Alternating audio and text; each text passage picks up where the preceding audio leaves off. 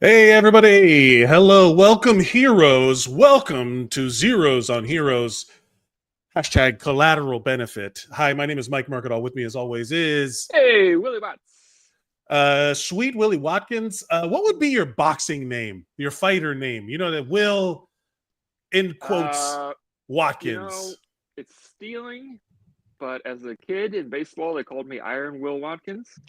Like Iron Uh, Mike.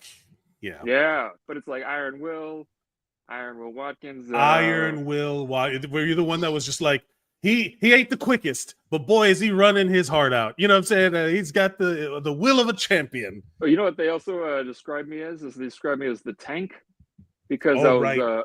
I was very large, and when I ran, it was very slow and clumsy. But when I hit the ball, it shot like a Yeah, shell. yeah, It was like a so it was a tank. I hit him hard, and yeah. I Move oh boy. slowly. don't don't look at me while I'm moving. But when I finish moving, I'm gonna do something cool. Yeah, that kind of thing. I remember Uh, one time I was in Little League and I hit the ball all the way out to center field, like it hit the center field wall, which is, if you know, it's the farthest wall. yep. And I ran as fast as I could, and I got to second base, and I was very proud of myself.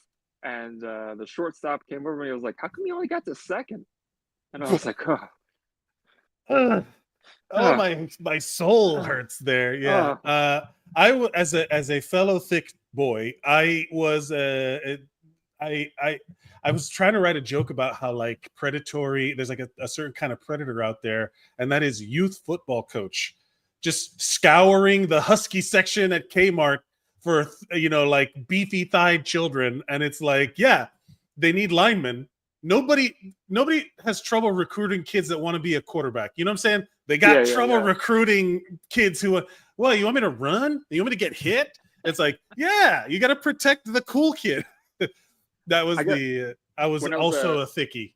when I was going from eighth grade to ninth grade, starting freshman year, I was going to Catholic school. I only went to Catholic school one year. It was for Cardinal Newman High School, and they were Mm. known for their football team. And my mom was like, had this dream in her head that I was going to go to Notre Dame and play for Notre Dame, even though I had never played football one God, day in my you're entire life. Irish. Yeah.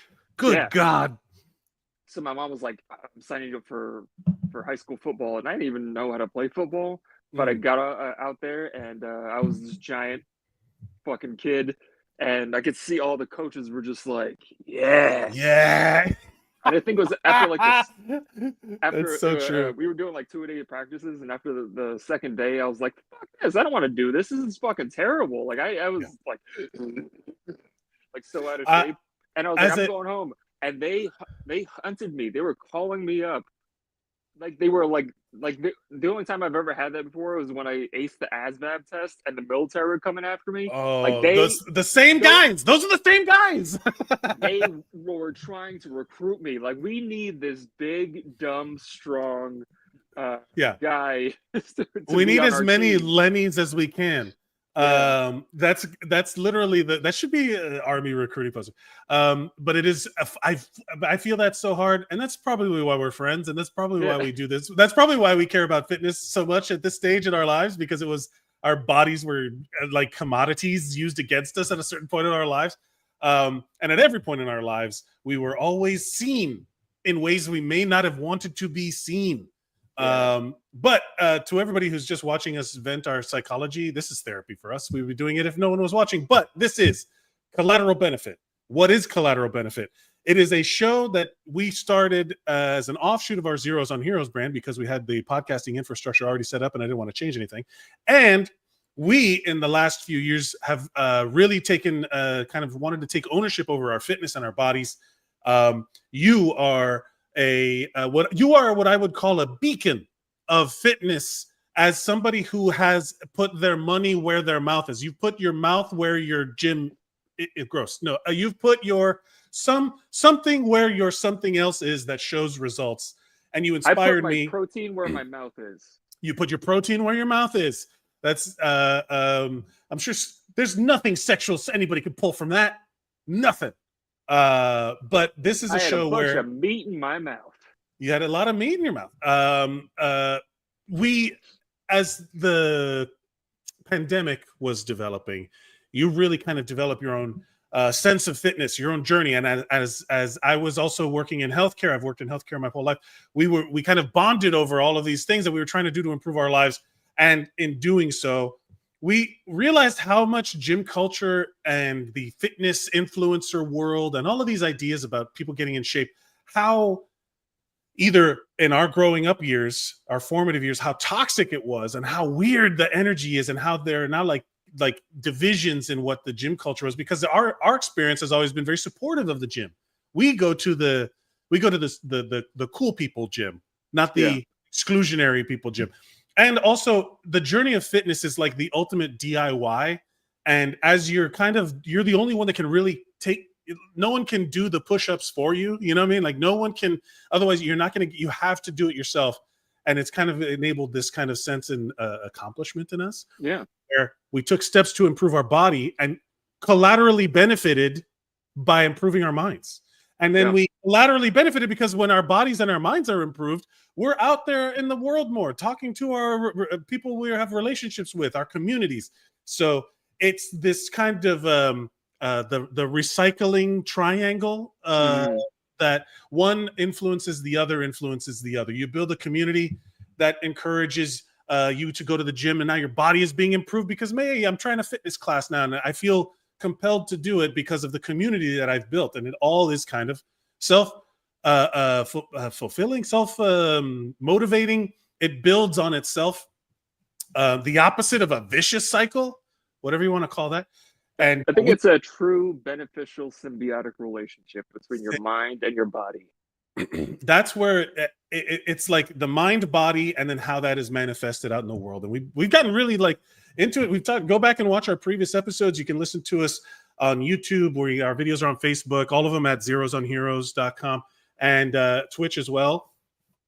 I guess that stuff lives on Twitch. I don't know how to navigate Twitch that well, but you can also listen on the audio podcast platforms. So just check them out on any of your podcast directories at Zeros on Heroes. You can search our names with Mike Mercadal, Will Watkins. If you want to follow us individually, you can follow us at Mike Mercadal and at William A. Watkins. You went full government name on us. And everybody named Will Watkins had already taken everything Will Watkins. So then I was like, oh, I'll do William Watkins. And then that was taken. Then I went William A. Watkins, and it worked. And then I hunted down every single William Watkins on the internet and friended them on Facebook and followed them on Twitter. And over the course of the past 15 years, whatever it's been, I've whittled down so there's only like me and one other William Watkins that I actually like. You actually like. Yeah, it's like, he voted for Trump. He hates black people. Right.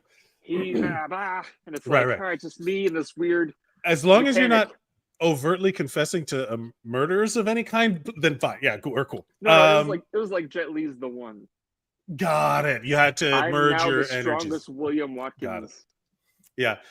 In my mind, the One and Highlander are similar circumstances. We'll get into that in our other podcast where we talk about the oneness. So we are focused on that stuff about improving our body, mind, and community. If you are doing anything that you are doing to improve your life, and you have found surprising and unexpected ways in which improved other areas of lives and the lives around you, email us at zerosonheroes@gmail.com. And you can send us, what are you working on? What have you worked on that you found improvement on? And what are other people doing that you're like, man, that's great. It's inspiring to me. Point out cool stuff that you see. We share it on here, whatever you like. You can email us at zerosonheroes@gmail.com. I miss a good email. I love a good email. I'm tired of the texting where the implication is that I'm going to respond to you right away. I'll respond in reclaiming my time. I will respond to you in that time as it is convenient, so I can give you the proper respect that your response deserves. That's email for it's I'm this close to old man yells at cloud. This close. I think that's why I like out of all the messaging apps, I like Instagram messaging, because people will send me reels and I'll look at the reels at the end of the day, but it's not like I have to respond to it immediately. Yeah. Yeah, exactly. The assumption on Instagram is like, here's a bunch of stuff for you to watch. Get back to me whenever. Yeah. Like you when you can. But yeah. I want to start by saying I'm at a standing desk right now. Oh yeah. Because I made that episode title because my back is acting up again, and I will tell you it is because I have been neglecting my gym. I've been neglecting the workouts, and I've been doing the body weight stuff, but because of stresses in my life about work, I've been putting it off, right? Like where you start to get overwhelmed a little bit, the last thing you want to do is work out. But ironically, the thing that will benefit you the most is going to do the physical exert, early in one of our episodes, we talked about sleep, and it's like when your parents were toxic and they would say, I'll give you something to cry about, that you have to give your body something to sleep about. That vibe. My body is actively trying to hurt itself constantly. Now that's where I'm at. And I need to give my body something to heal about. You know what I'm saying? Like give it the best course of healing. And I've been neglecting it because of work stresses. And now I'm feeling it. And the doctor said, every time I keep thinking about the doctor says I need a BACK-EOTOmy. Because they're like, here's a bunch of stuff we could do, and all of it sounds awful. Yeah. It's like, you want to cut what out of me? You want to inject what into me? Wait. Yeah. It's very much like the crab at the bottom of the barrel. That thing where it's like you gotta have a little bit of agitation to keep the muscles and the meat. Yeah, that's a weird analogy to use. Yeah. It's because I'm going to be harvested for meat. But the truth of it is, it is constant. There is a constant reminder of like, I think that's a kind of a trend going around, like a meme, just kind of generally in the zeitgeist of the internet, where during COVID and during the quarantine, it started that people were taking these mental health walks, and they're like, God damn it worked. I feel bad. Shit. Don't you? It's like, don't you hate when everything they tell you to do that you've been resisting is the thing that solves your problem, and now you have to like deal with it? Like, damn it. It functioned appropriately, and I'm in that mindset right now. I'm like, damn it. I do that all the time. Like right now, there's like a big pile of clothes I haven't folded, and it's like it's such a stressor on my mind that it's like, fuck, I gotta fold these clothes, and it's like for some reason I keep it's that like what do you call it, the ADHD, executive dysfunction, and it's just like I can't. But I know if I did, I would be so much happier. But I won't. I refuse. There's something about it. Do you find okay? Let's put it this way. What in your mind has ever helped you get rid of executive dysfunction other than an external demand? Right? Like the accountability to an external force. Is like what other, right? Like if it's like, oh, I got to fold laundry. It's that whole single guy thing of I've never cleaned my apartment more thoroughly and quickly until I had someone coming over. It's like, girl coming, and then you scramble and you kind of like whatever, you like suddenly do like this whirlwind of cleaning. It would have been easier to do throughout the week, but now it's Friday and I've got a girl coming over. It's like, but that is the ultimate procrastinator weapon, right? Like I wrote a 6-page paper in 3 hours at 4 o'clock in the morning, that kind of thing. Yeah, there was a sense of I need a fire under my ass to do something. But I think even more than that, the thing that gets me motivated is if somebody depends on me to do something, it gets done immediately. If it's if it's for me, I'll put it off forever. But if it's like somebody else needs something, I'm like, I don't want to disappoint them. I need to help them. I need to be the person who's going to take care of this thing for them, because I don't want them to worry. Right. Because I know what worrying feels like, and because I do it to myself. I hate that is a negative thing. It's viewed negatively that it's like, oh, you only do stuff when people. It's like, yeah, but that's when it needs to be done the most. Like that's the only time it matters. You never do anything for yourself. You're always doing stuff for other people. Yeah. Am I wrong? That kind of feeling of like, am I codependent? Oh no, I've learned things about myself. But it is that constant struggle of so you are good. We always do. This is our Sunday check-in. This has kind of become like a weekly, semi-weekly thing where we check in on Sunday, and it kind of sets the tone for the rest of the week. Now, there are some that would say that this would inspire you to go forward into the week with a plan about what we talk about, what our workouts of the week, our mind, our body, mind, and community focuses for the week. Yep, yeah. We talked about all of these things, and we do. I feel like it does help, but there's also the kind of person, or I've been this person at different points in my life, where you get the reward of the thing from just talking about it, so you don't feel the motivation to complete the thing.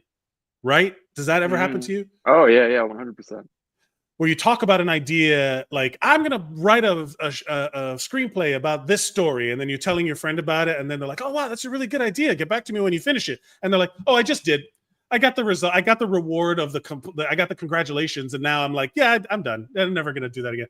Which I found out is another ADHD trait, which is like batting 1,000 on the ADHD things. I'm like, shit. But yeah, that's the kind of vibe that ends up like filtering through my week. Sometimes I feel like, did I get the reward? Am I less motivated, or am I more motivated? And it kind of fluctuates. Do you feel empowered by these podcasts when we do them? Oh yeah. Yeah, that you know, a lot of time for instance, when we do the body, mind, goal, whatever it is, going forward, it's like it's not that it's constantly on my mind, but it'll be like a brief moment where it goes, oh, that reminds me of the thing. It's not like I'm setting the intention, you know, to put it out in the universe and that's your goal for the week. But it's like, if you just have it in the back of your mind, it'll pop up and be like, oh, here's that boost of NOS that's gonna propel me at the moment it needs to propel me. What is the? I'm trying to think of what the takeaway is there. Like, how do you when you're caught up in a negative? Like right now, since I'm stressed at work and I have to consciously refocus energy to not shut down, right? To not just be like, everything. I've become a union steward at my job. We're fighting union battles and, solidarity forever. And all kinds of pro-union things are happening at my job in reaction to negative things by my employer. And it always feels like, David versus Goliath, but not in the biblical way, but in the way that it's always been might versus right, like money wins. That's the way America feels like it's going. And I'm stuck in that mindset where I'm just like, hey, wait a minute. This sucks. I'm tired of fighting. I don't want to fight when I get home with my muscles. I don't want to fight with my back when I get home. But I got to change my way of thinking about it. What do you tell yourself when you're in those modes where you're like, because you're already in that routine where you're in gym every day or pretty much every day, right? And you get up, you go in the morning, you do your thing. 5 days. I think a lot of it is I'll consider myself lucky in this aspect, which is that I actually enjoy going to the gym. That is where I get my joy from. And it's very much, the thing of, remember what you're fighting for. Right. So it's like, I'm fighting for my joy. Not to harken back to Andor all the time, but but it is that the scene of the wedding where it's like Perrin, Mon Mothma's husband, said, in those times of stress and strain and the world, the universe will get you down. Remember that you're here for love and for joy, and that's what you're here for. Yeah, we're here to experience joy. Yeah. Why else? And I think that's ironically the messaging that constantly gets lost in the toxic gym culture of like, no pain, no gain. And then years go by and then it's like, no, pain is bad. Don't work out through pain. Resistance and strain, maybe, but pain, no. And then people are like, what are you gay? It's like, no. It's just, that's just bad for you. We found that's bad for you. And now there was like a division in the camps of the kind of people who would react that way and the people who are open to these ideas that don't necessarily involve you destroying yourself or your body. You know what I mean? So that's the thing, is just remember, almost like that Homer Simpson thing. Remember, you're here for her. Dude. Yeah, there's so many of those messages, which is kind of sad when you realize how many points of like pop culture messaging is like in Black Panther, remember who you are, you know, that like where you have to like remind yourself that the everything is treating you like a piece of shit, but you're not a piece of shit, you know, like that kind of vibe. Hey, just a heads up, like there's no external reinforcement, like you have to build that yourself. The world is just constantly, or the modern world, we'll say. Yeah. Do you ever wonder how, like, because capitalism's new, right? You know, capitalism's kind of a new system that before the idea, like the people talk about the barter system and all stuff, all of that's propaganda. Like the when it was just everybody shared their resources, the tribes had to survive, and if you were a survivor, you know, like everybody took care of them. The first sign of human civilization was a healed femur, or somebody was injured, or somebody who lived to old age with developmental disabilities, physical deformities, things like that. And then they find them later on, like that person lived to be old. So like there are signs that humanity inherently takes care of everyone. Yeah. And this idea that everyone's out for themselves is a new thing. Yeah. So it's like, I always wonder what it would be like. We always talk about how we would like, as we were both over 6 feet tall, well over 6 feet tall. We're both muscly bound people. And to have, like, what would our lives have been like if we had been born in the gladiator era or all these things? And I don't want to harp on it being like, how do I say? I don't want to be one of these better to be a warrior in a garden than a gardener in a war. Yeah. We're not that. I'm not talking about that. I'm just talking about like inherently, if you were big enough to provide farming, right? Let's, you know, like those, like the equivalent of one of those giant horses pulling a plow. Yeah, yeah. That feels, you know, I feel like that would have been I feel like that's a better way to look at our contributions to the modern world. Like, how can I be a plow horse in the right way, you know? Yeah, I've thought about that before, where, you know, look at my ancestry and the, you know, various, however it branches, and I'm just the Northern European mutt, basically. And it's like, part of me was like, oh yeah, if I was back in the day, I'd be one of those Vikings, you know. But then I'm like, more than likely, I would be the guy in Ireland who can carry the most potatoes. Yeah, and, right. Hey, go get Will. He's really helpful with the farming, and he can carry all his potatoes. And if there's any trouble, go get Will. But for the most part, he carries a lot of potatoes.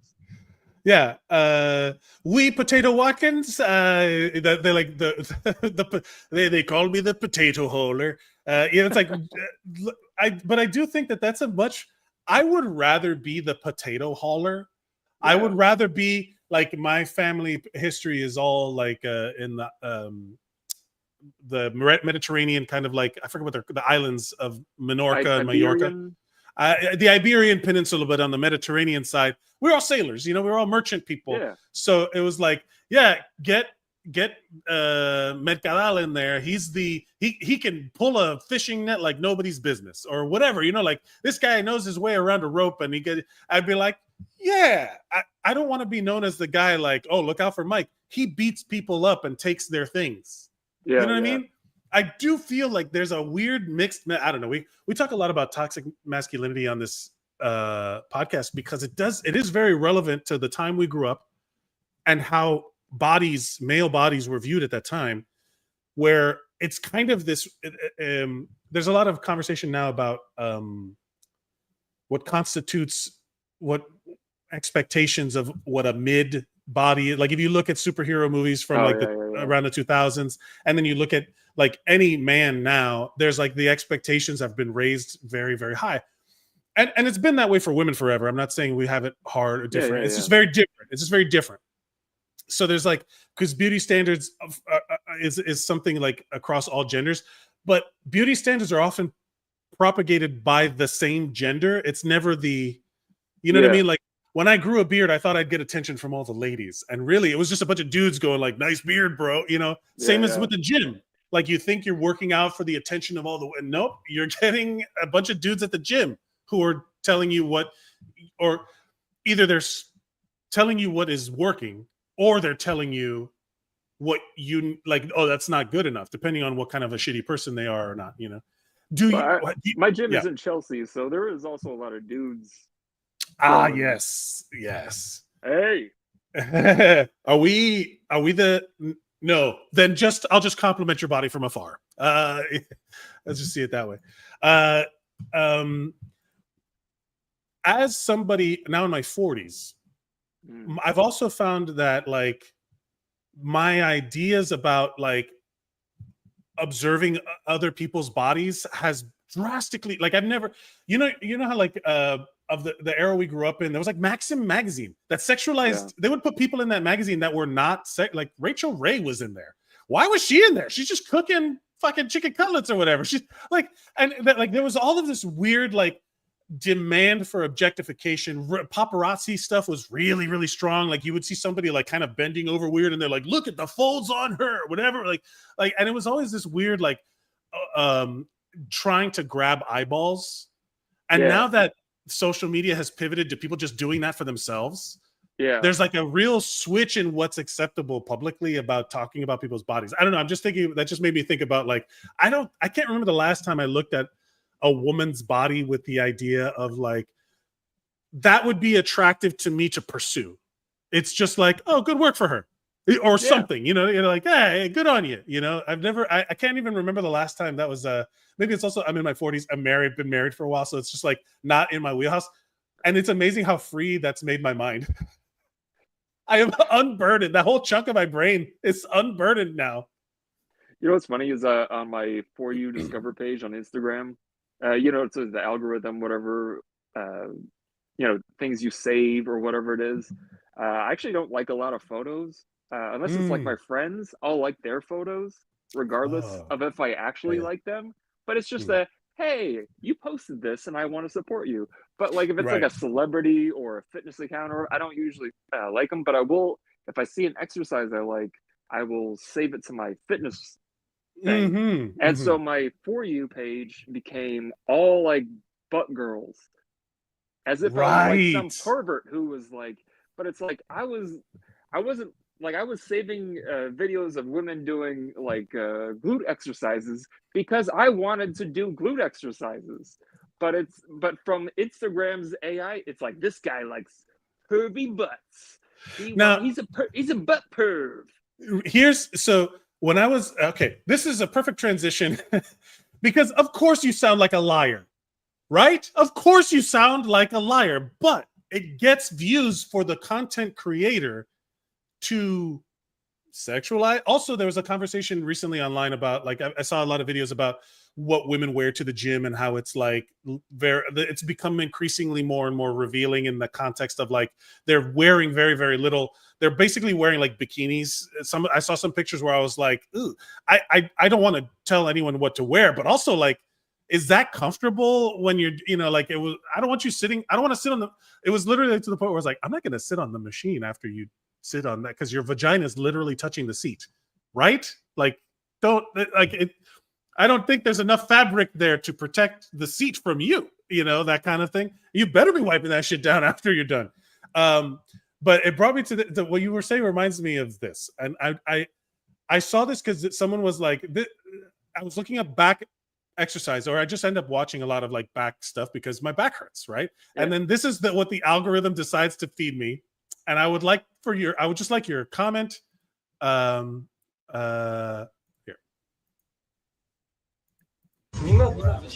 Bang.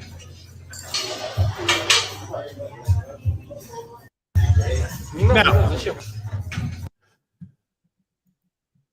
is that a good back exercise?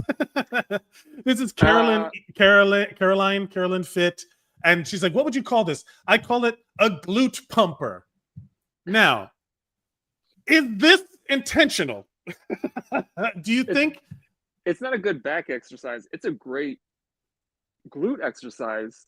It's very similar to I'll do what's called a cable pull through, where I'll do it standing, and you grab the cables between your legs, and you literally like hump, like you like squeeze your glutes together so that you like basically what she was doing right there, and you're targeting your entire glute. Because is this a better hit than a hip thrust? Is this more isolated? I think you could probably lift more with a hip thrust. Like I'll go for like 3 sets of like 30, if I'm doing cable pull-throughs, because that's why she's on the ground, she's on her knees, she's holding a bench, like, because she's lifting heavy with that. But I don't think it's necessary to lift heavy that way. I think she'd probably get more hypertrophy if she just loaded up a hip thrust and did a regular hip thrust. So this is you would say this is for views, or is this a good exercise?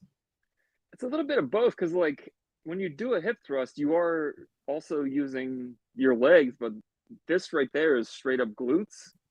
Like, she's getting a full range of motion on the glutes. But I mean, there's so many exercises. She's also doing the equivalent of what would be like, she's fucking banging. Like that is you're basically going at it. As a guy, that is the glute pumper is, well, actually that might be a good name for the first thing I thought of. It's that she's straight up grabbing the bench and doing a full on pelvic thrust. There's nothing more sexual than the move that she's doing for a guy. Right? To watch a woman do it is different. She's, there's, get the strap or whatever. But I'm not here to judge. But the idea of that, not like, I'm sure is that worth it? I mean, my immediate reaction was like, this is bullshit. But also my second reaction was, I got to show Will this on the podcast. That's it's kind of similar to a couple episodes ago when I talked about I was worried about looking like I was peacocking. Like if I do like if I get on like the back extension or Roma chair, whatever you want to call it, and I'll do like extreme ab exercises where I get just full range of motion. Like a big you're attracting, any big movement attracts attention. Yeah, and so it's like that, and it's also like when I do like hanging leg raises, or I do what's called a windmill, where you do a hanging leg raise, but you go like a windshield legs wiper. Like that, so you're getting your entire like transverse abdominis kind of thing. And it's like, oh man, if you were just like, if you had no idea what that was, you'd be like, this guy fucking showing off. It's like, no, these are legitimate exercises. Like that's it looks like she's showing off, but that's like she's getting glute growth out of that. That's an explosive movement. But yeah, it just should I be doing that to better please my wife is what I'm saying. Should I be building a I think that is a topic. When guys are like, oh, I'm not going to do hip thrusts, this is for girls. I'm like, bro, you know who would benefit most from hip thrusts? Men would probably benefit more sexually from hip thrusts than women would. Like you said, unless she's like getting a strap on, like that's the movement. That's what you got to do. That's what you got to do. Practice. You got to fight like you train. You got to train like you fight. That's how you do it. There was that exercise machine that was that it was like first I've seen on TV. It was like I can't remember what it was, but it was basically just like air humping. Like the Thigh Master at a certain point, that commercials for it was like, is this softcore porno? Everything was very sexually suggested, because it's like, how could that possibly be an exercise? It's like, the sex exercises are good for literally every base, your core, like when they do the videos of like guys getting their girl to do hold a plank, or to try and mimic the male sex moves, and they can't hold a plank. They're like trying to, like, this is just missionary sex, baby, and they can't hold it for more than like 30 seconds. They're like one, they like got a stopwatch going, and they're like they're like, keep it going harder, faster, and then they're like, can't do it. It's those specific groups of muscles are untrained in that motion. Yeah. But as a guy, why not train those muscles? Basically, go to the gym and imagine you're fucking at the gym, right? Yeah. Imagine the moves that would be based to you're gonna, like, I want to pick up my woman and I want to be able to hold her up. Guess what, baby? That's a squat. You got to hold the woman up and do this kind of motion. Squat, baby. Build your quads. Squat right there. That's what that is. Front squat all day. Yeah. Do this glute pumper exercise. That'll build up your endurance and the power per stroke, or whatever you want to call it. We'll start making up weird metrics for the show. Yeah, that's why not to sound too Planet Fitnessy, but it's I try not to judge people at the gym when I see them doing a certain exercise or whatever it is that I'm not familiar with. Right. It could be that they have no idea what they're doing. It could be that I have no idea what I'm doing. That even goes to like the thing about the clothing, where it's like the revealing clothing, where it's like if I wear too baggy of clothing, it gets bunched up and I don't like the way it feels, Right. or it could just straight up be a confidence thing where you like look in the mirror and you go, okay, I like the way I look right now. This is gonna Mm. make me do more. This is gonna motivate me to do more exercises. So it's like, Yeah. hey, if you not to whatever your revealing clothing is, if you're comfortable wearing it it gives you the confidence of like, hey, the work is paying off. I want to keep going. It's Right. like, all right, wear what you want to wear. Just be respectful to people. But like, if you want to wear revealing clothing, if you want to wear it's like what I said about Sabrina Carpenter and Billie Eilish. Like, if you want Right. to be Right. super sexy, be super sexy. If you want to be frumpy, be frumpy. Who cares? Whatever's comfortable to you is going to motivate you. And the same thing I goes want. with whatever exercises you choose. Yeah. I've never considered myself frumpy or sexy. But some combination of the two. But you know what? If I want, sometimes I will say there were days when I would be like, let me say this: when I play football, there were days where like I would be breaking in new cleats, and I'm like, my feet hurt, but I want to try and there was something about like when you were doing it didn't affect my body in any way. Maybe it did in terms of like I'm touching the ground as a thing, and it's my shoes, but the mind games of it all are very real. Where like I've gone into the gym with better mindset and had better like, oh, I'm great. And then there's days I've gone in with like a shitty mindset. And then at the end of the workout, I was like, man, I failed at this too. Like that feeling of going into it. I guess it's coming back full circle. What we were talking about in terms of like the thing that would benefit me the most is the thing that I'm the most reluctant to do when my energy levels are low or when I'm Yeah. stressed or and having that idea of like, just it will do the thing whether you want it to or not, but the results will be even better if you fake it to want to do it. Go in there with something that'll motivate you, even if it's just fashion, even if it's just the clothes you Yeah. wear. I don't Yeah, know. there's that weird thing where it's like, oh, I bought a new gym shirt, even though it's just a t-shirt. I'm like, oh, I'm excited to wear this new gym shirt, even though I'm it's gonna, literally just I'm gonna looks go to like the every other gym. t-shirt I own. And it goes back to the thing of like people be like, hey, well, what's the best exercise to lose fat? And I say it's the one you're gonna do. It's the Yeah, one you enjoy doing. If you enjoy doing it, you're more likely to keep doing it. So if you want to do heavy weights, if you want to do cardio, if you want to do boxing, if you want to do skipping rope, whatever you want to do, whatever the thing you're actually gonna commit to, hmm, consistency is key. So as long as you're gonna keep doing this thing, don't yeah. hate the exercise because you'll end up not doing it. And ultimately the goal, like I at a certain point when I've been doing like a lot of body weight stuff, and I've been doing like my literally just rolling around on the ground was what it looks like, doing like, hip thrusts, and then doing dead bugs and doing leg raises, and then turning over doing cat cow, whatever the those things for my back. And then I'll do like leg raises, and then I'll sit there and I'll do push-ups, and then I'll do so it's basically I'm just rolling around on the floor ultimately Yeah. in a repeated fashion. It's genuinely it. And as I start to see, I've been getting my back is messed up. I have sciatica, but I don't have a lot of pain. What I have is numbness and weakness. So like that's like worse. So like I'll Yeah. wake up in the morning and my toe is weak and I can't move it all the way.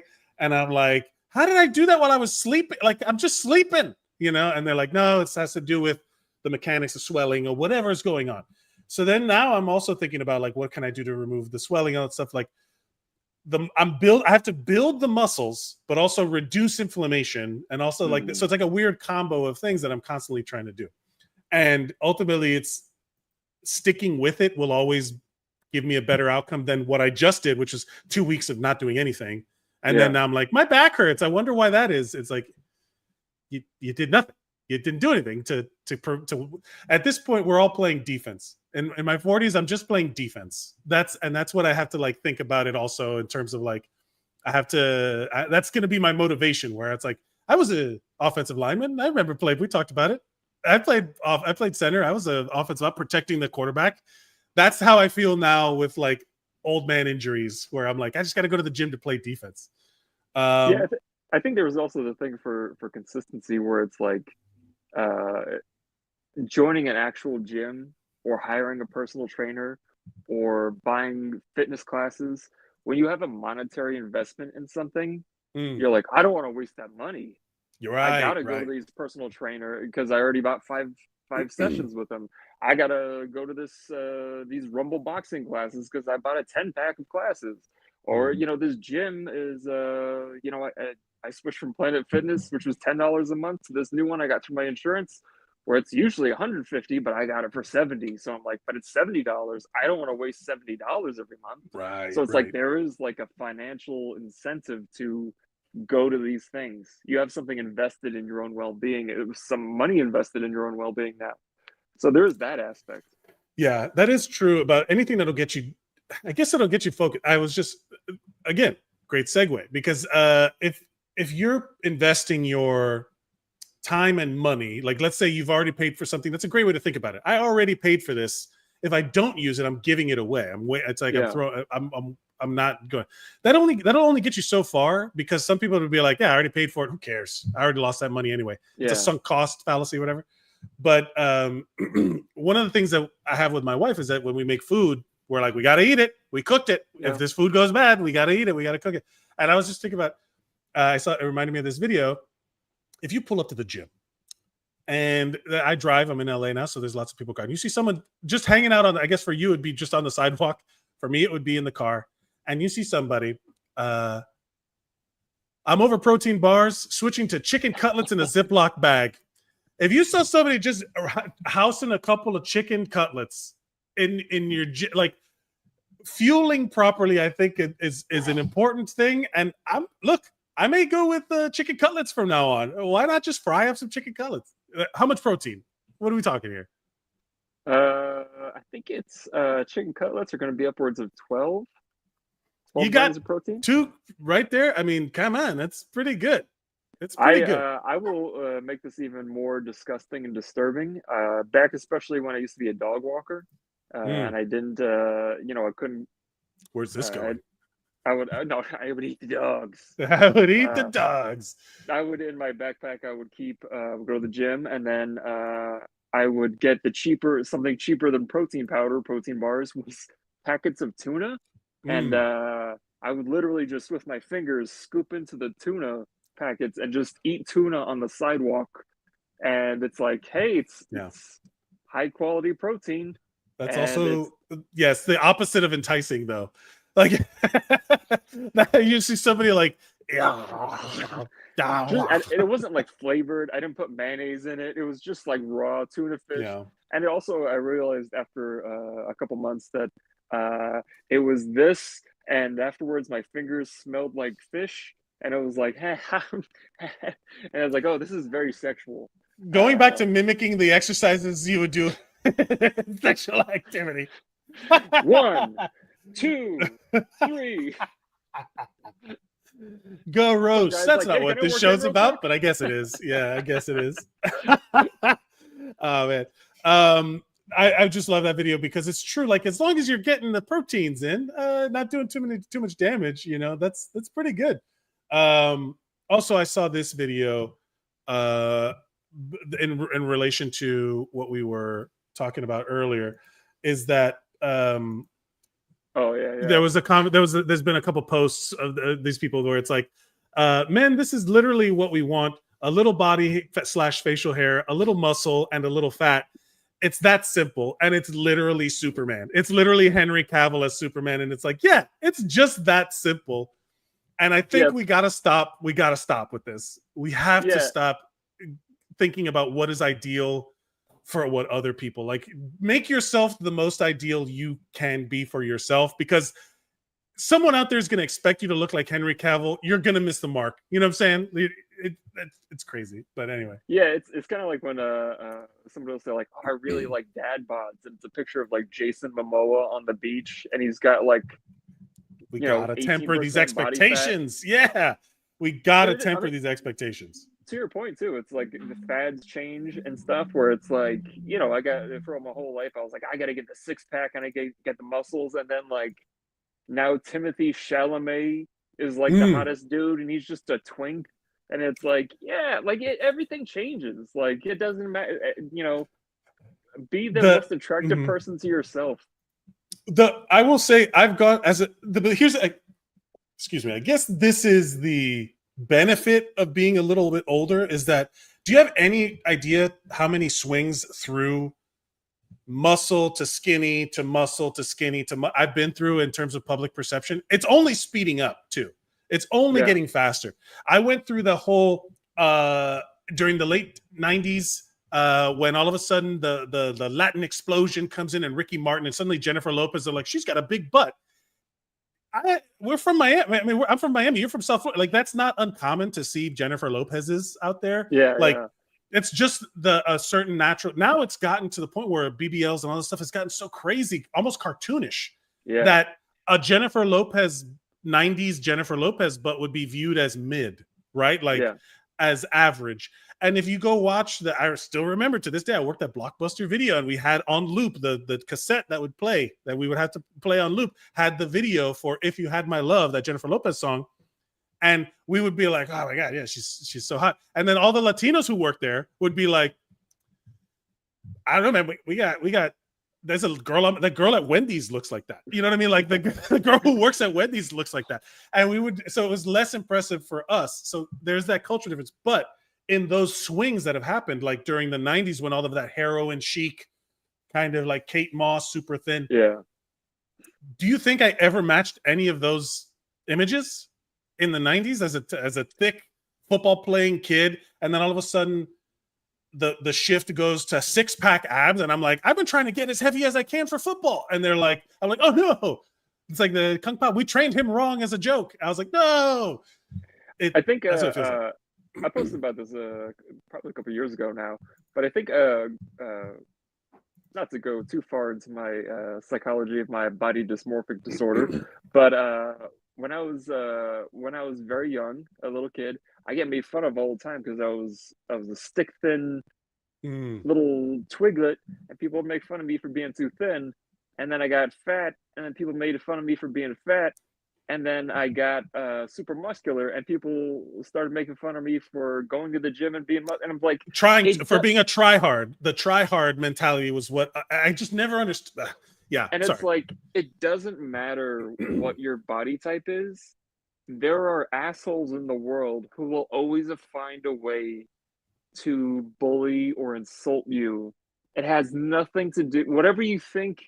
If I get this goal, if I attain this body goal, no one's going to make fun of me anymore. It's like, no, they will constantly do that. I remember I posted, it was a gym selfie or a shirtless gym selfie. And I was like, this is probably the best I've ever looked. I was very proud of myself. And like, the abs were popping, the obliques. And then somebody was like, what's that line on your stomach? And it was like, that's excess skin. And it's, and it was just like, I spiraled like that. Yeah. Why is that? Yeah. I'm not good enough. Still, the peak, I was 12% body fat. And people were like, there's something wrong with you. Yeah. That's my question. What did the person who said that look like? I'm not going to say their name, but they are a 57-year-old bald head frizzy man who is, as not to shame at all, but I would say his face is fugly. It feels like, there's always that. Like, I would never take criticism, as I'm saying, I would never take criticism from someone who I wouldn't take advice, from whom I wouldn't take advice, right? Like, it's like, okay. Like that idea of giving it, like, not everything weighs the same.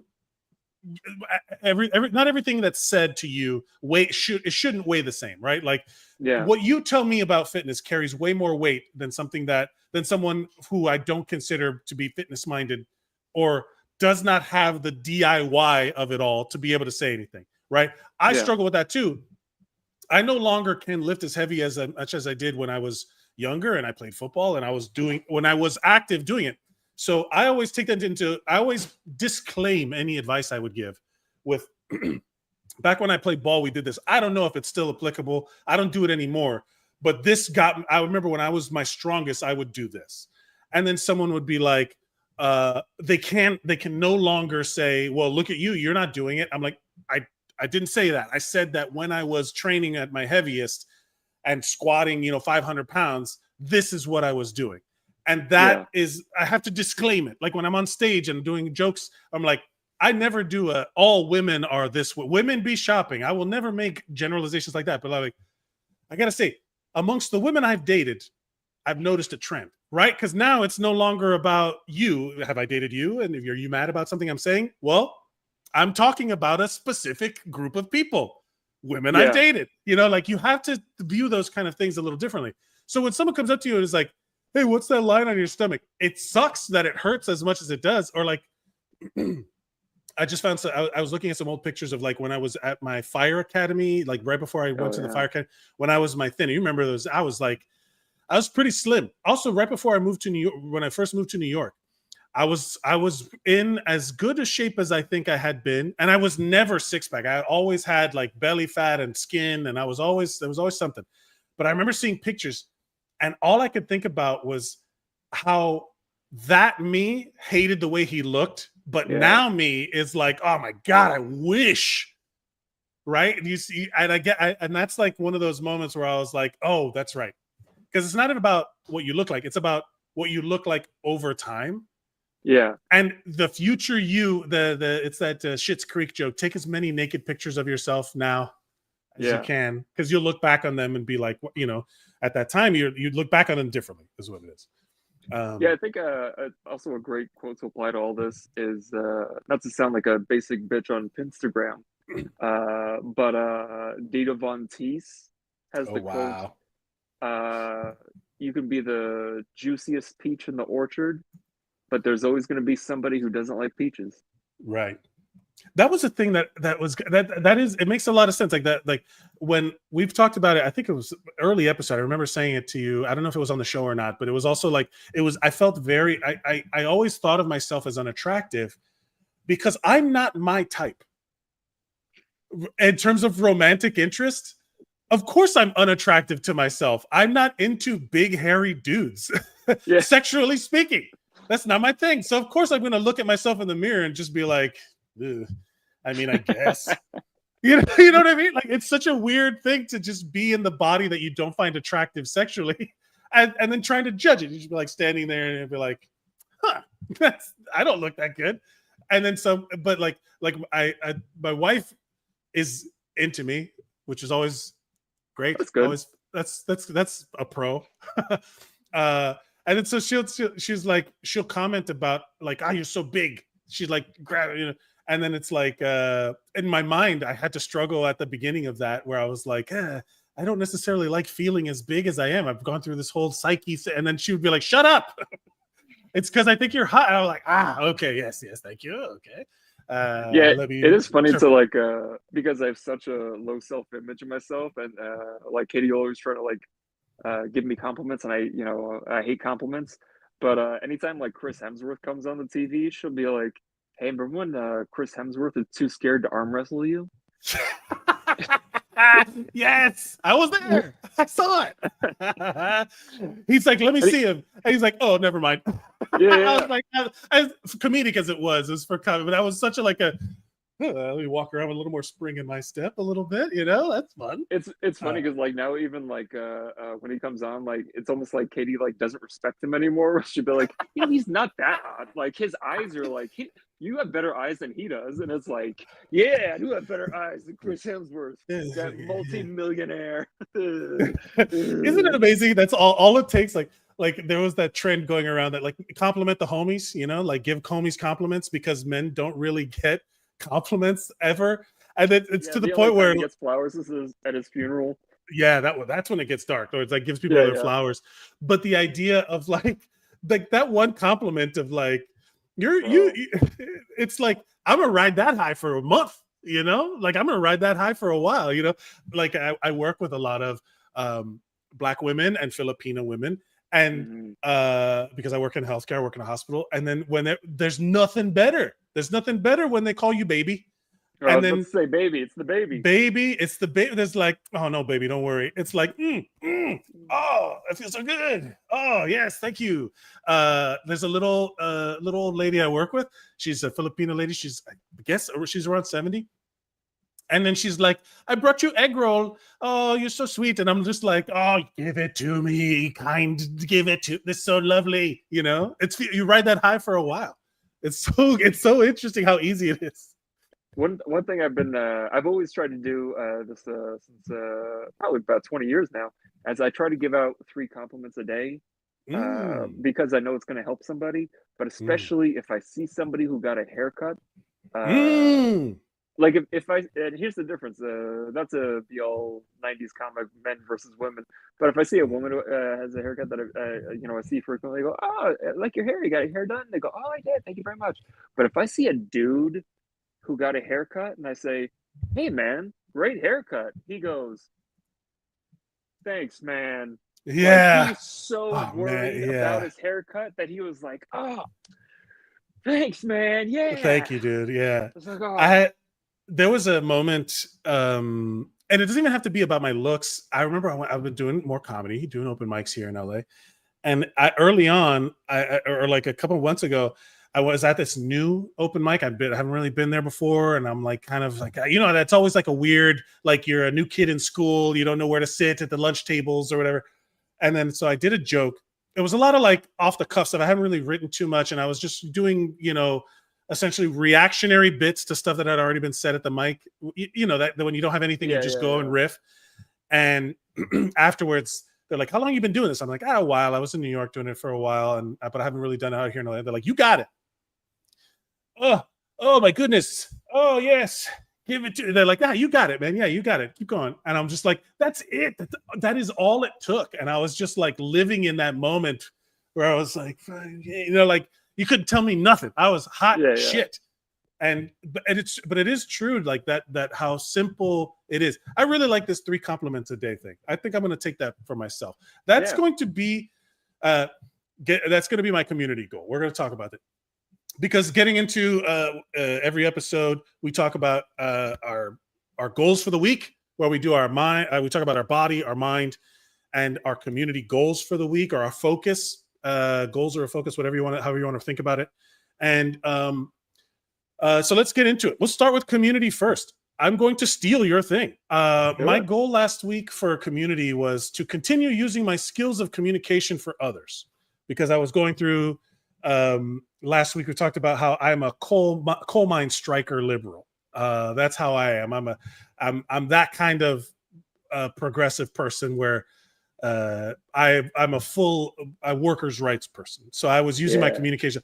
I have continued to do so. I have really felt like I was struggling with it, because it's a hard process. It's a long, slow process. Yeah.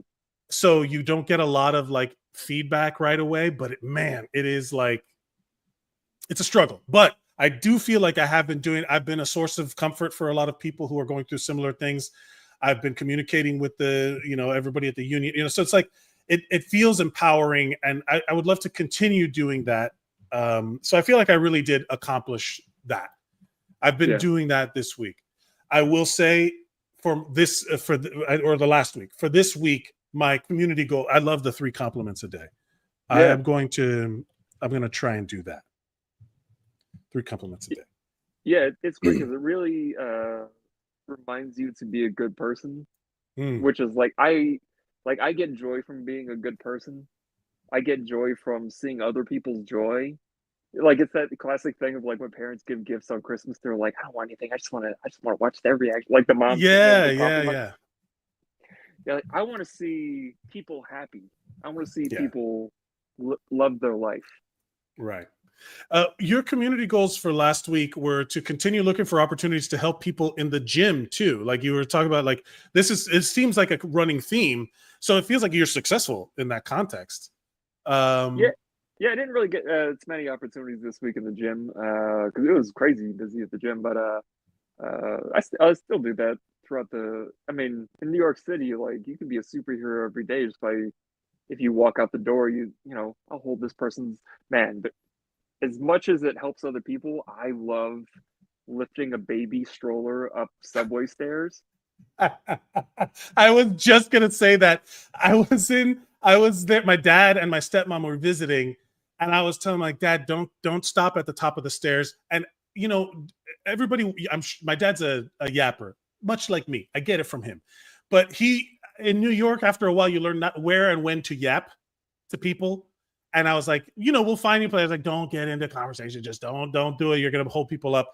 And then I, at some point, just instinctively, I grabbed a stroller. It's like common practice. You just grab the stroller, you help them up the stairs, and then you get to the top. And then I was like, that's courtesy out of convenience, where you're like, come on, we got to keep it moving. It's like, but you're doing a service. It doesn't matter why, but you help that person. But also you helped literally yourself and everyone else by let's keep it moving. Let's keep it moving. So regardless of the motivation, it's still a good thing. It's still a good thing. No, I feel like my visible excitedness when I see, like, it sounds terrible, but when I see a lady struggling with a stroller, I'm like, ooh, I get to help. Yeah, exactly. You're standing there like, I hope the cape is blowing in the wind, figuratively. Yeah, that's so funny. What is that going to be your goal moving forward, to find your chance to be heroic? I think I never really put those together, but yeah, I do. I try to be heroic. But yeah, you know what? Also, there's a guy at work who's having a bit of a health situation, and maybe my goal should be to be more. I'll make sure I listen to him when he talks about his health stuff, because a lot of times it's hard for dudes to talk about their health. So I'm going to put forward that I'm going to be an open ear to not just him, but anybody who needs it. I'll be the open ear. It's not that I have to do a physical action, but I'm here if you need to talk. Yeah. That's heroic in and of itself. That's the male loneliness epidemic, is just like a simple way to say that capitalistic and societal expectations of men have been driven by men who have driven men down to the point where we feel like we can't even listen to each other. And it's like, no, be the ear, be the person, be considerate, be there, be helpful, be of service, Yeah, I think when people talk about like doing good, they're always thinking about fighting villains or helping strollers or doing some physical activity. But you can be passively heroic by just being there. Yeah, to be passively heroic is a great way to put it. Yeah, it's that I don't necessarily subscribe to a lot of the stuff he says, but John Bernthal had a guest on his show, and he was really emotional. He was talking about how like his dad wasn't there, so he wanted to be there for his son, even if he just had enough money to go to McDonald's. And he called it the power of presence, the ministry of presence, of just being there. Maybe I might be mixing something up, but it was something on his podcast. I can't remember who it was, but it was that genuine kind of feeling of like, just be there, like you just have to be present, and that's enough. I think my mind goal does feel like trying to step outside of whatever hardship my body is facing at the time right now, like my back injuries and my fitness things and me, whatever is going on, to really be kind of, because my mind goals for last week is the solidarity of focus. Now I can't remember why I phrased it that way or what poetic bullshit I was on at that time when we were writing this, but that feeling of like that staying present regardless of my stresses, if I could say that, because there is something about just being, even it helps my mind to just be present in the situation, because then I get to step outside of whatever bullshit I'm dealing with to be there for somebody else. That helps me too. That really, staying present in spite of physical hardships. Yeah. Well, your mind goals were fight the good fight and have a focused goal. I think so. I think I fought the good fight. I think don't take no shit. I think I didn't take shit this week. Yeah. Which is I have a fear of conflict. Is one of the things I've been working on in therapy for the past 3, 4, 5 years. Jesus, however long I've been in therapy, that's been like the recurring theme of like, I don't want to impose on anyone, so I'll just let them walk over me. So it's like, that's a great discovery where you're like, hey, are you a giving person or are you a doormat? And then you're like, no, I'm a Yeah, so I would say I kind of held up to that goal. Great. I think my goal for this next week goes back to what we were talking about before, is working on that executive dysfunction thing, where I think I'm going to put it that somebody does depend on me, and that somebody is me. Self-reliance, as Sean Connery put it in Indiana Jones and the Last Crusade. I taught you self-reliance. Depending on yourself. Yeah. Or having yourself depend on you. Yeah. Because that feels like that. That's like we were talking about, I was talking about with my wife about like, or we were just talking about now how future me looks at pictures of past me and is like, oh man, what a powerful person to have been in that moment. I look at all the positive things. And I think that's a good thing. Future me will thank me. Yeah. Future you will thank you. I'm doing this for old Will, like older Will. Yeah. It's like, here's a picture of me when I'm older. How'd you do that? With that said, speaking of old, my back and I've been trying to do all of my PT, my body goals for last week were hips and pelvis strengthening. And what I've realized what I need to figure out is how to unlock my hip flexors, and because I have real like tightness. All the core stuff I've been doing has been contracting stuff up front, and and all of the butt stuff I've been doing has been contracting stuff in the back. Maybe you know what I did start doing, and I feel like has been really beneficial. I started swimming again. The weather got a little warmer out here, and that was I've been doing some swimming, and boy, it feels nice to fight gravity for a little while. Oh man! And I've been going from the hot tub, which is like, hot pack, to the swimming pool, which is cool. So go into the ice pack, I've been doing that. Oh, that's been the best. I'm going to continue. That's my body goal is using, I'm going to really enjoy the rent I pay by using my pool and hot tub. But yeah, I feel like I really have been focused on, as much as my back is messed up, but there's certain unavoidable things there.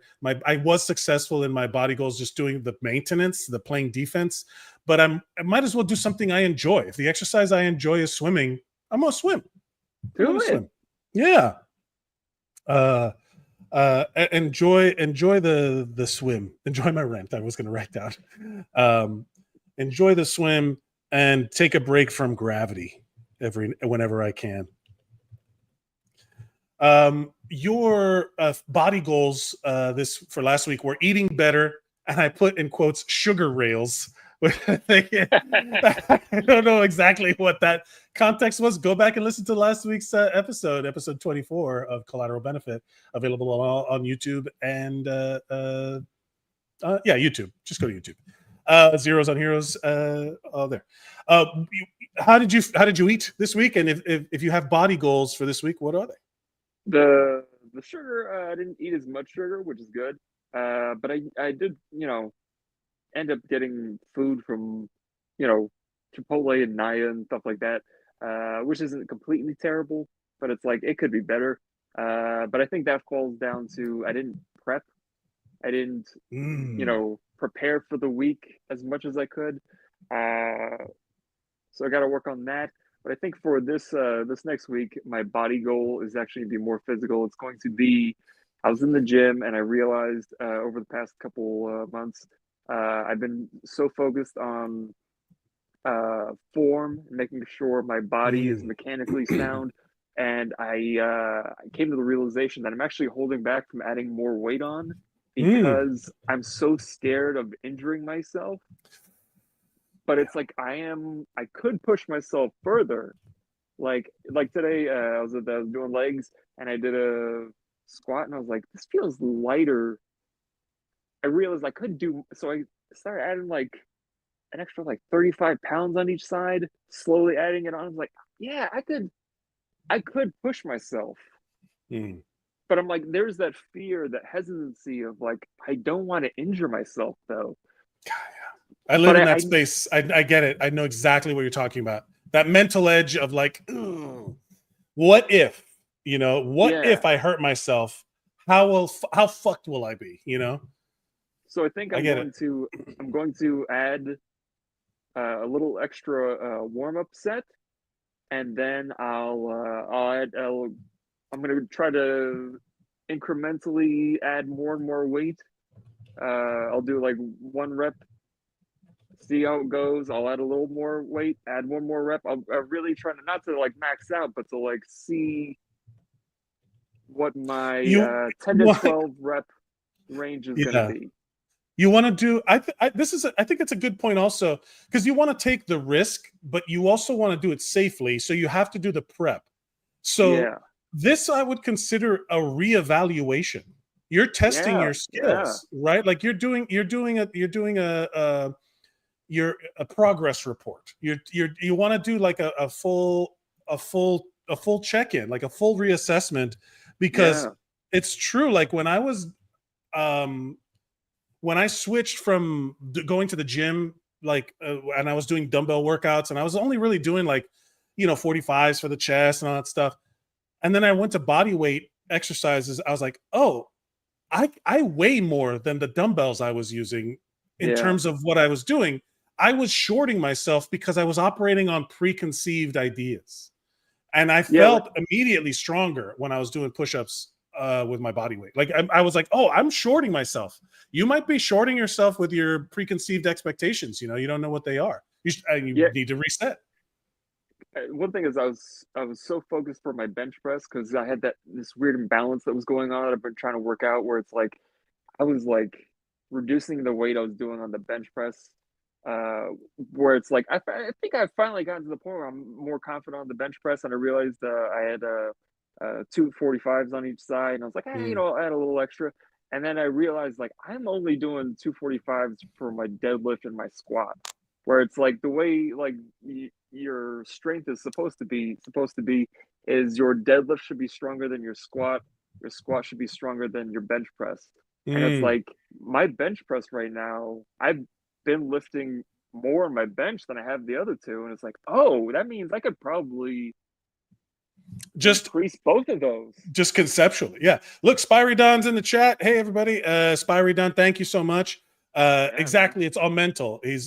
There's so much about what we were talking about earlier. Again, this show comes a full circle every time, because it really is what's on our mind at the time. Really does impact our goals and how we see our workouts moving forward for the week. So it does matter what we're doing here right now, because if you tomorrow go to the gym and you have that thought in your mind, there's a piece of you that knows that you will succeed. There's an interview with Travis Pastrana. Do you know who he is? He's the motorcycle stunt guy. He was doing the Oh yeah, freestyle yeah, yeah, motocross yeah. guy. And it was like, there was at a certain point, a backflip on a motorcycle was like impossible. But the second the first guy did it, then everybody started doing it, because the realization of it being a possibility is no longer a question. You can do it. So the second you can do something, it makes it infinitely easier. Yeah. There's a Zen Buddhist practice of like, since you've lived many lives, you're never trying to figure something out for the first time. You're trying to remember. You succeeded at this in some way, in some form in the universe. You just now have to remember how you did it. And whatever you believe or whatever, but that concept of knowing you will have been successful at the end of something makes the possibility of it, or it just feels like it softens. I was gonna say it softens the brain. It softens your mentality a little bit to allow for maybe a different perspective, a different option for what success looks like, a tiered success system. But if you know that you can do more based on like thinking, you're like, wait, it's already opening your mind to the possibility of that success. You just need the numbers. You just need to test the theory. Yeah, there was this acting coach years ago. Her name was Viola Spolin. I read one of her Mm. books, and she was actually the mother of the guy who founded Second City, I think. Yeah, the But truth and comedy guy, Del Close. Yeah, and she said, "Fear is not knowing what you can do." I think I'm butchering that, but it's sure. basically I like understand what you're saying. Yeah, if you don't know if you can accomplish something, you're scared of it. But if you know you can't accomplish it, there's nothing to worry about. But it is that fear of like oh, but the only way to eliminate that fear is to try it.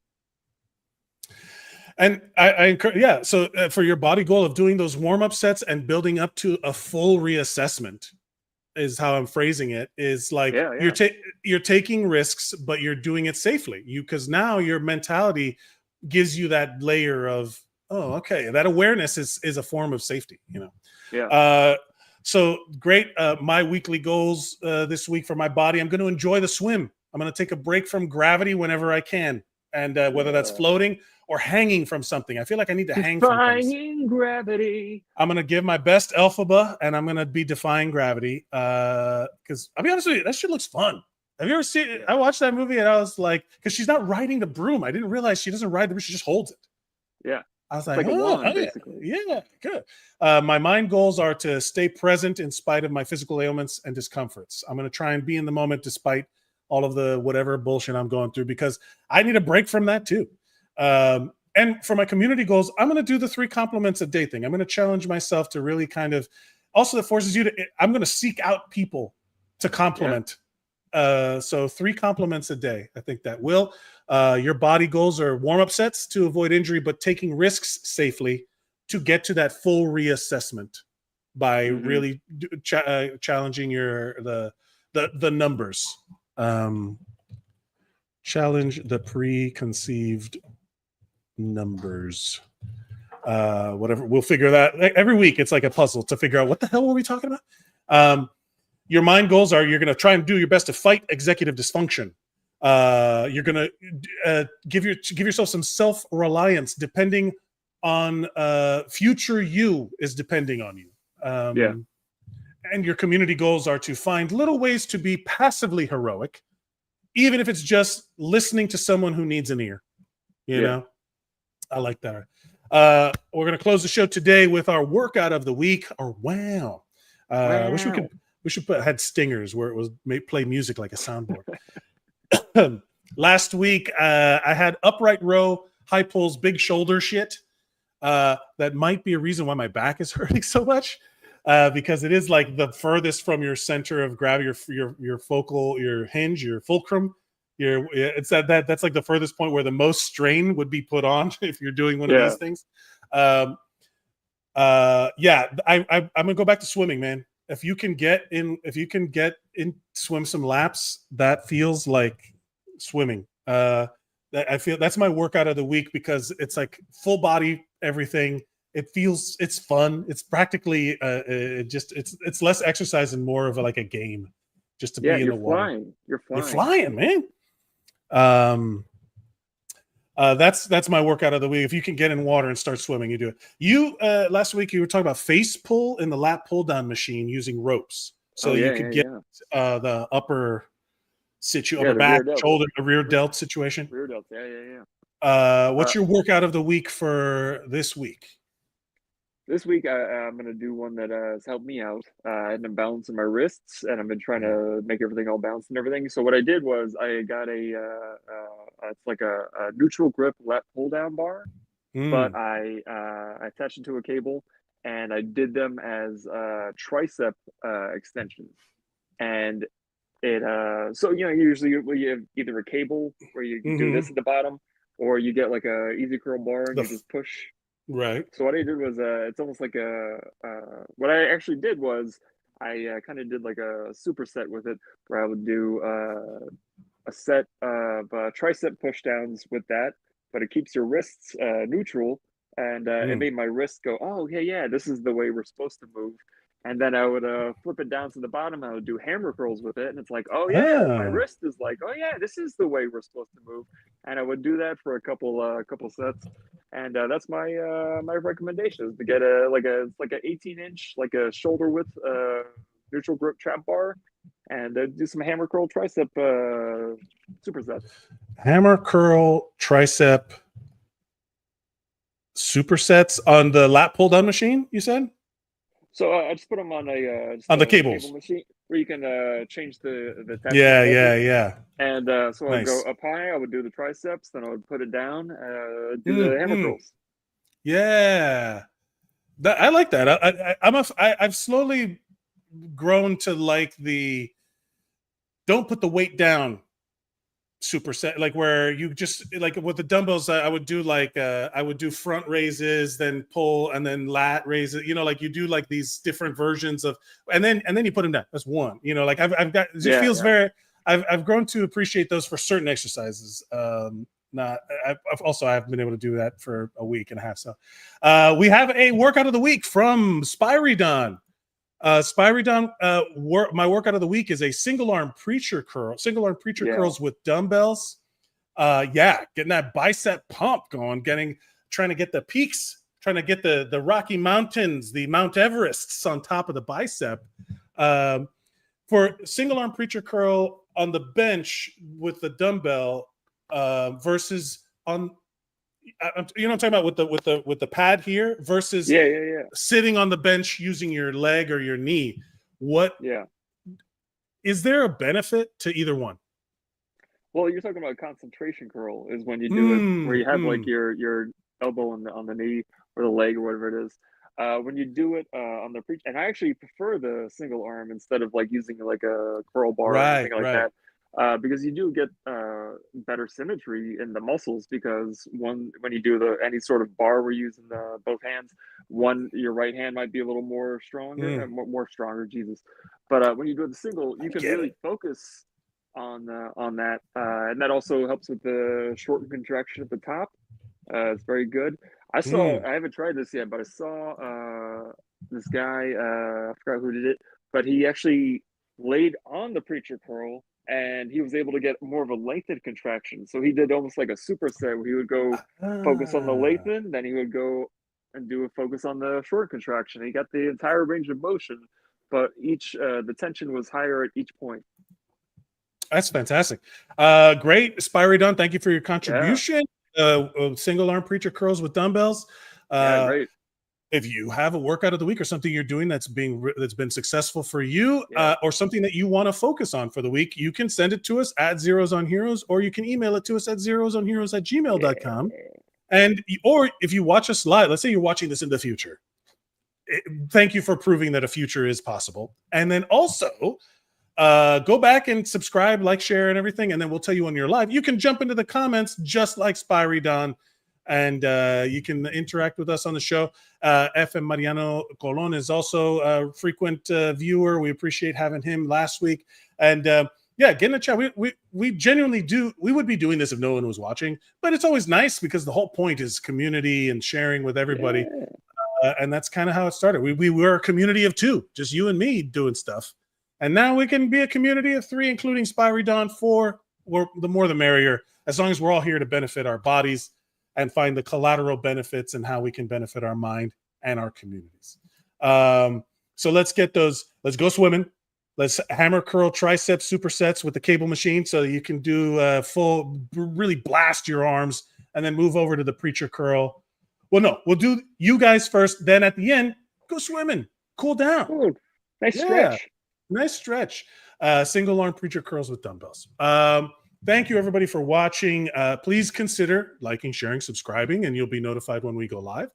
And please write a review if you feel so inclined to write a 5-star review. Spyridon, we appreciate you. Thank you very much. Have a good one yourself.